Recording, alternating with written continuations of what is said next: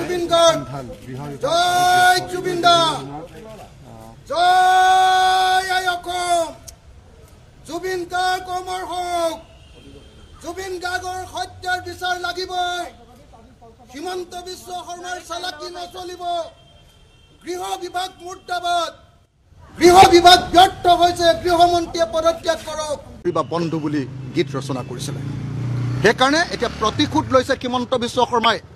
আজি বিধানসভাত আমাক প্ৰত্যেকটো প্ৰশ্নৰ উত্তৰ লাগিব। গৃহমন্ত্ৰীয়ে হয় পদত্যাগ কৰিব লাগিব, নহ'লে সম্পূৰ্ণৰূপে আজি অসমৰ মানুহক ন্যায় প্ৰদান কৰিব লাগিব, জুবিন গাৰ্গক ন্যায় প্ৰদান কৰিব লাগিব। সেইকাৰণে মই আজি অসম বিধানসভাত যাতে শক্তিৰে সৈতে, আপোনালোকে জানে যে মোক কথা ক'বলৈ নিদিয়ে, শক্তিৰে সৈতে সমগ্ৰ অসমবাসী ৰাইজৰ শক্তিৰ লগত লৈ যাতে মই আজি কথা ক'ব পাৰোঁ, মুখ্যমন্ত্ৰীক যাতে বাধ্য কৰিব পাৰোঁ, চৰকাৰক বাধ্য কৰিব পাৰোঁ ন্যায় দিবৰ কাৰণে, তাৰ কাৰণে আশীৰ্বাদ কৰিব। জয় আই অসম, জয় জুবিন দা। জুবিন দাই ন্যায় পাবই লাগিব।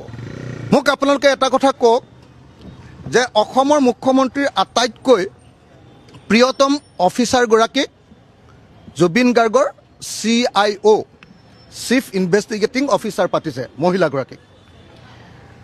চব কথাতে মানে যে তদন্তলৈ পঠিয়াই CIO গৰাকীক আৰু IO গৰাকীক এতিয়ালৈকে ছিংগাপুৰলৈ কেলে তদন্তলৈ পঠিওৱা নাই?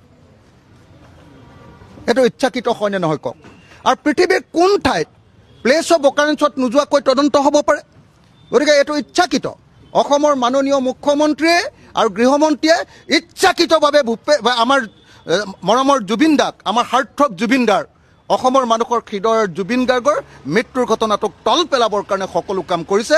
বাৰম্বাৰ বিজেপি দলে বাৰম্বাৰ হত্যা কৰিছে। অকল হিমন্ত বিশ্ব শৰ্মা চৰকাৰৰ দিনত জুবিন গাৰ্গৰ শাৰীৰিক মৃত্যু ঘটা নাই, মানসিকভাৱে তেওঁক হত্যা কৰা হৈছে বাৰম্বাৰ। ইটোৰ পাছত সিটো, সিটোৰ পাছত সিটো, ইটোৰ পাছত সিটো।